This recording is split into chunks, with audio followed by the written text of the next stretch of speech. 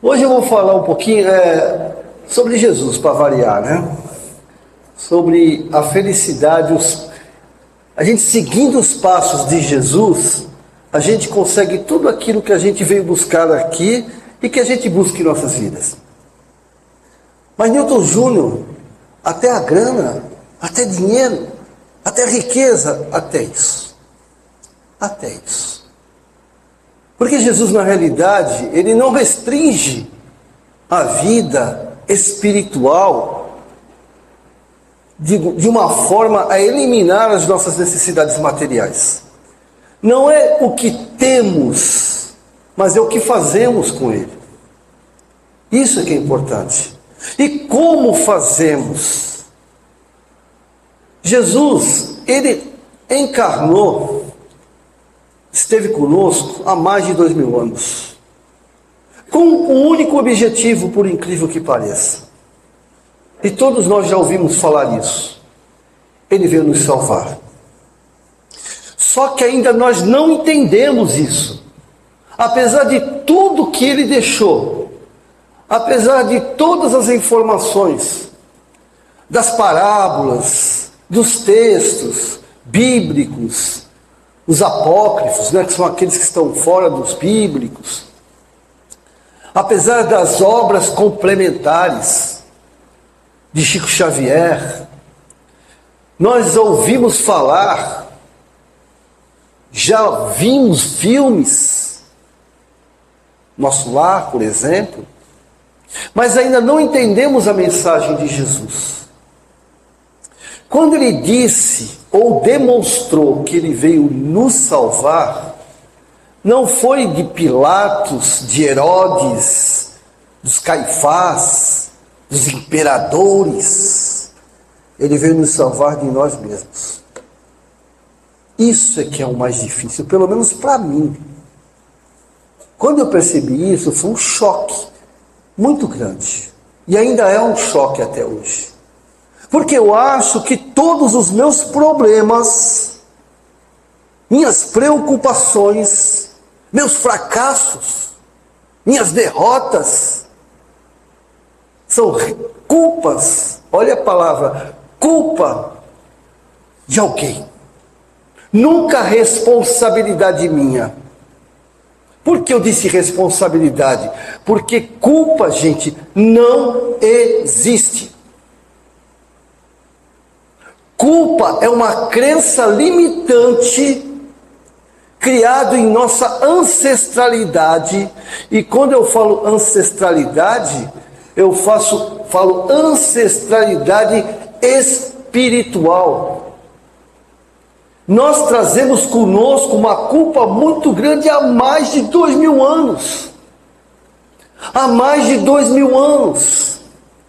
Porque eu tenho dentro de mim a culpa de ter levado o inocente à morte.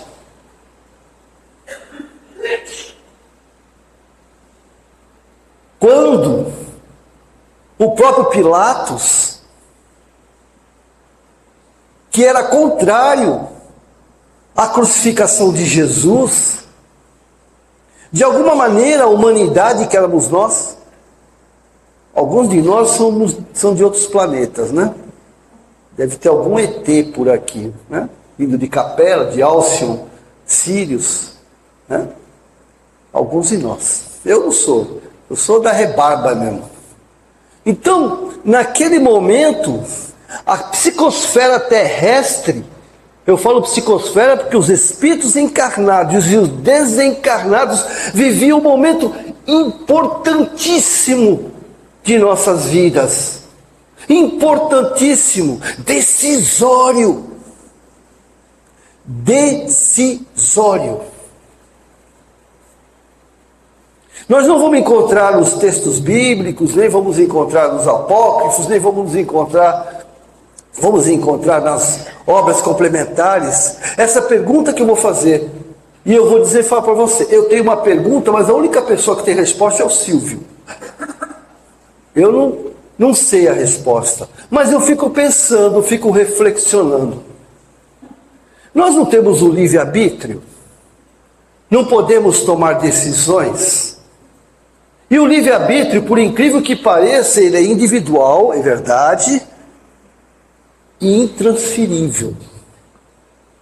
Individual e intransferível.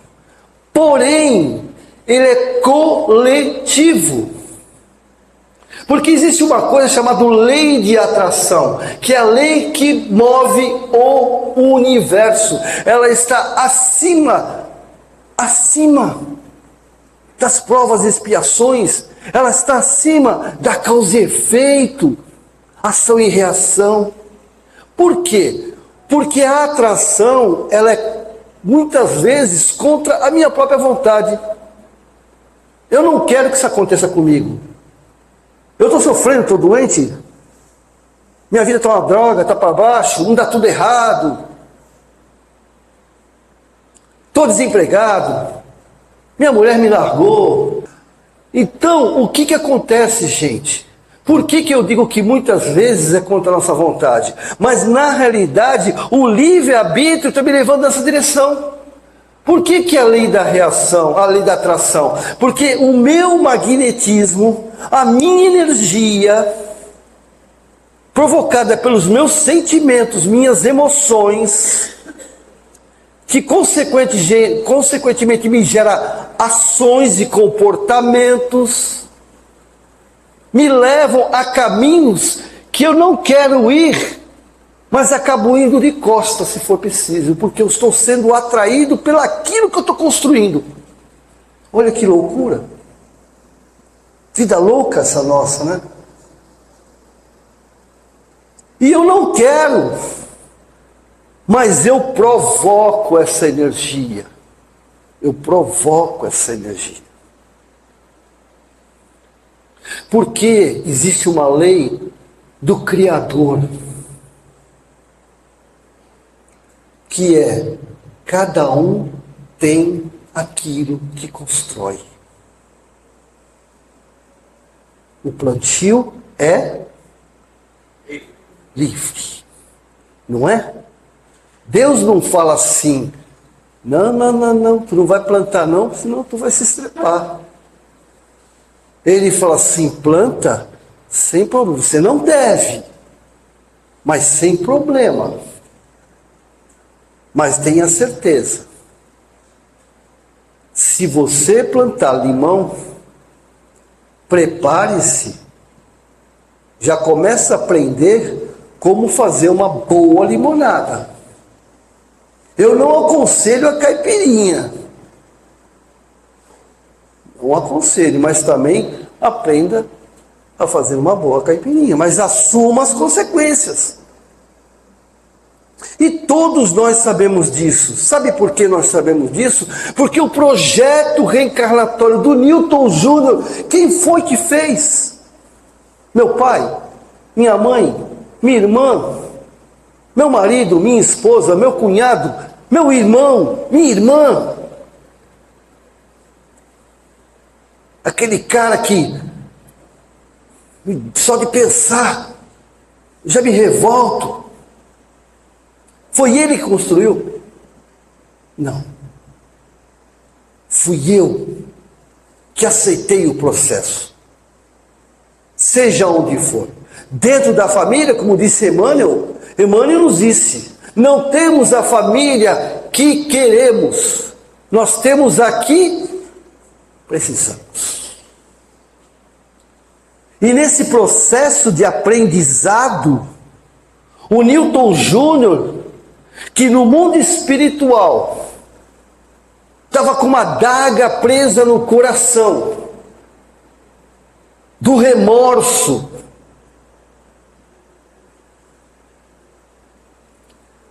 pediu, implorou para reencarnar com pessoas ou situações para minimizar a profundidade dessa daga, tentando arrancá-la.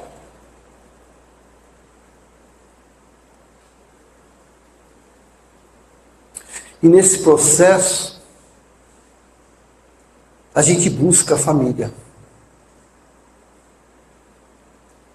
E necessariamente, não é o antigo marido, a antiga esposa, antigo filho, antigo... Pode ser pessoas que nós nunca tivemos relacionamento afetivo em outras encarnações, ou compromissos, ou problemas, adversários. Necessariamente um familiar não é um adversário do passado. Isso também é uma crença limitante. Não é. Porque nós reencarnamos para situações e não resgatar compromissos apenas. É lógico que tem. Porque veja bem, se de repente eu, como marido, fui um cara que abusei da minha esposa, que eu fiz dela a vida do inferno, fiz com que ela sofresse, adoecesse até desencarnasse, não seria justo ela me aturar de novo? Por quê? Porque ela tem o seu processo reencarnatório e tem o seu processo evolutivo. Imagina se ela, que está sofrendo, ou sofreu comigo, e agora, com esse sofrimento, ela aprendeu e conseguiu adquirir um grau de evolução, encarnar comigo de novo só para eu provar para ela que eu não vou fazer novamente. Não é, Silvio? E provavelmente eu vou fazer de novo, porque nós temos uma coisa muito forte, que chama-se tendências. E essas tendências são provocadas pelos nossos registros espirituais, registros acásticos. Então, nesses registros eu tenho tendência. Vou dar um exemplo para vocês tenho certeza que vocês já ouviram falar ou viram no filme. E eu gosto muito desse exemplo para a gente explicar, às vezes, os conflitos na família que não tem nada a ver comigo, por exemplo, né? Ou com a pessoa. A mãe de André Luiz, eu vou resumir bem porque a história é bem comprida. Vocês já sabem, né? A mãe de André Luiz vivia numa dimensão mais elevada que André. E visitava André constantemente. Um dia ela visitou e falou assim: vou reencarnar. Para quê, mãe? Ele ficou desesperado. Para quê, mãe, reencarnar? Pelo amor de Deus, para com isso. Só não precisa. Não, eu preciso sim. Eu quero ajudar teu pai. Você sabe que teu pai está no umbral, não sabe? Eu sei, eu não sabia o que ele tinha feito. Agora eu sei que ele fez. O cara era da pá virada. Papai ia na igreja, era bonitinho, né? Pai, não faltava nada em casa, né? Vivia me levando dali, e ia na igreja conosco, muito devoto, mas dava 6 horas, o velhinho, contava das suas. Pois é, então eu vou reencarnar para ajudar porque está no umbral. E ele está no umbral sendo perseguido pelas 2 amantes que ele tinha, que estavam com raiva deles. Tá bom, mãe, não tem problema. Fazer o que a senhora quer, né? Quem sou eu? Mas o que André não sabia, a mãe falou, que ela ia ajudar o marido e as 2 amantes que ela não tinha vínculo nenhum, ela nem conhecia, não sabia nem quem era, enquanto encarnada. Mas não é só isso não, eu vou casar com teu pai de novo, e eu vou aceitar as 2 como filhas. Olha só, imagina essa família, como vai ser bacana, né? Ela vai encarnar, evidentemente, vai ter o grau de esquecimento, o véu de esquecimento, não vai lembrar de nada, do compromisso que ela assumiu, que é uma barra ou não. Mas ela vai esquecer. Porque lá, no mundo espiritual, é uma maravilha. Você sabe tudo, está de boa, você é anjo, você não sei o quê, você é bondoso, você é carinhoso, você tudo suporta, assim por diante. Aí ela encarna. Vamos ver a situação psicológica? Eu logo penso no lado psicológico como terapeuta, né? Vamos pensar assim. O marido vai ficar com vergonha da mulher. A mulher não vai confiar no marido, porque lá no seu íntimo sabe que se o telefone se ela ligar para o telefone dele e o telefone tiver sem bateria, caiu a bateria, o que acontece? Você está me enganando. Não, mas eu não acredito, né? Isso é inconsciente falando. Lá é o inconsciente registrando. Então vai ser aquela confusão. As filhas, olha as filhas. As duas vão brigar que nem cão e gato por ciúmes com o pai. Ciúmes do pai. E ao mesmo tempo vão ter raiva da mãe, porque sente na mãe uma adversária delas. Isso é tudo inconsciente falando. E o pai, coitado, vai ser um banana. O homem vai ser um banana. A mulherada vai mandar e desmandar nele, se não apanhar ainda, né? Isso é uma visão psicológica que eu estou fazendo. Pode ser que não. Pode ser que ele vai, larga as 3 e vai arrumar mais uma, ou mais 2.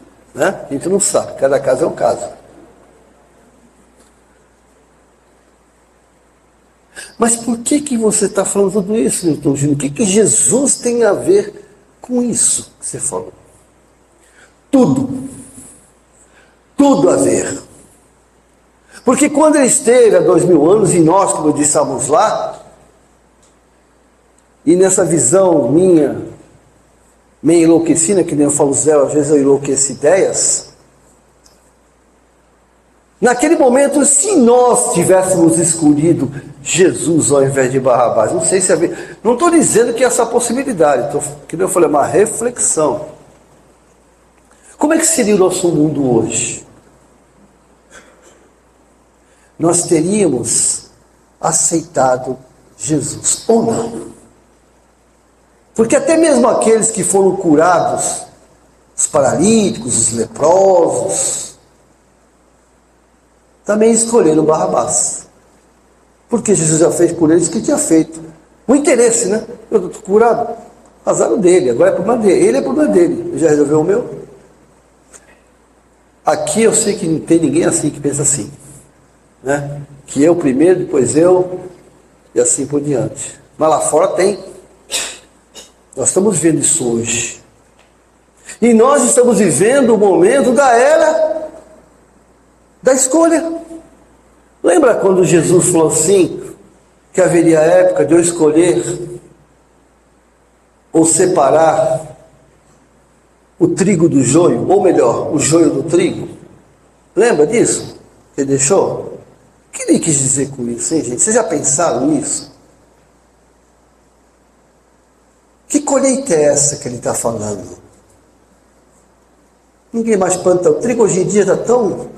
Hoje tem uma máquina, ninguém colhe mais, hoje é uma máquina que passa, né? Ninguém nem colhe trigo. E o joio nem, coitado, esse já nem nasce mais, porque pela genética, eles já conseguem separar antes do cara nascer. Jesus sempre falou para mim. Sempre, todas as parábolas é para mim. E somando a mentalidade coletiva, a ideia coletiva, falou para nós. Eu, Newton Júnior, tenho que separar o meu joio e queimá-lo. Porque se você não queimar, aquela sementinha vai se multiplicar de novo. E o que é o meu joio? Orgulho, egoísmo, vaidade, arrogância, prepotência. E por incrível que pareça, todos esses sentimentos que eu acabei de falar, e mais alguns, né? Maledicência, esse então, eu não gosto nem de falar. Todos esses são germes, bactérias, vírus, fungos, espirituais, psicológicos, emocionais, que nos levam à enfermidade do corpo.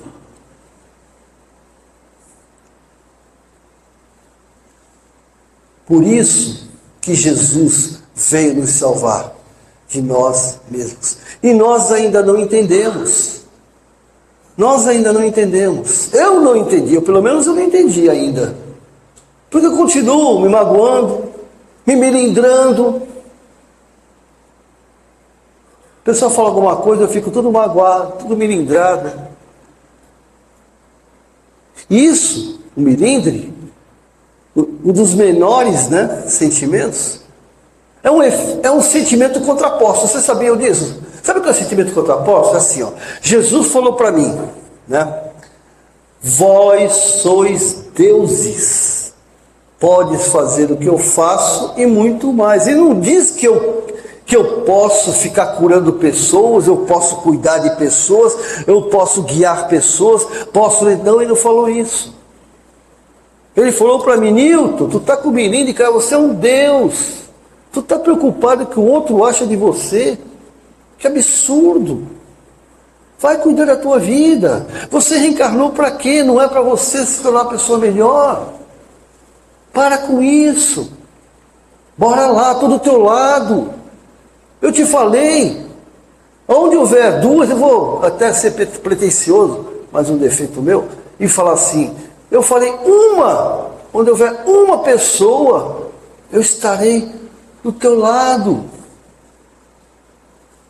E é o que ele faz. Mas o Newton Júnior quer que ele resolva meus problemas. Aí eu faço trezena, dezena, tudo que é ena. Só não faço a dezena da cena. Mas tudo que é ena. Para que ele resolva um problema que eu construí. Como eu costumo brincar, herodiando, né? Porque Herodes era assim. Ele ia lá no templo, ele levava o cordeiro dos pecados que ele cometeu. Mas ele levava outro para os pecados que ele ia cometer. Então ele não mudava, ele só pedia para que Jesus o perdoasse ou o modificasse. Modificasse a vida dele, não ele não queria modificar. Então, nesse processo que nós estamos vivendo hoje, nós estamos de novo nesse momento transitório, onde Jesus nunca se fez presente. Uma coisa eu tenho que concordar com o pessoal: Jesus está voltando. Apesar que eu não concordo em parte, né? Porque ele nunca nos deixou. Mas ele está voltando para o meu coração. Porque eu estou abrindo as portas. As minhas necessidades estão fazendo com que eu abra a porta. Jesus é a luz, como o sol. É energia, é vida, é saúde, é cura, é orientação, elimina a escuridão. Mas eu sempre deixei minhas janelas fechadas e botei uma cortina para não entrar luz nenhuma. Queria viver na minha. Agora eu abri e ele entrou. E o que é pior disso tudo, para o Newton Júnior, que quando essa luz entra em nosso coração, a primeira coisa que a gente vê é a bagunça que está em nossa vida. As nossas emoções, frustrações e assim por diante. Jesus está tão presente que está fazendo com que toda aquele turbilhão que existe dentro de mim está me mostrando a sujeira no bom sentido, né? Emocional. Então a humanidade está 8% da população mundial está com depressão. E praticamente, aí o estudo ainda não está fechado, mas eu acredito que 70% a 60% está com transtorno de ansiedade. Né? Quem não tem está ficando. Não é, gente? Por tudo que está acontecendo. Né? E nós temos cura, nós temos a resposta. O nosso modelo guia, chamado Jesus. Por isso que eu escolhi esse tema. Siga os passos de Jesus e encontrarás a felicidade.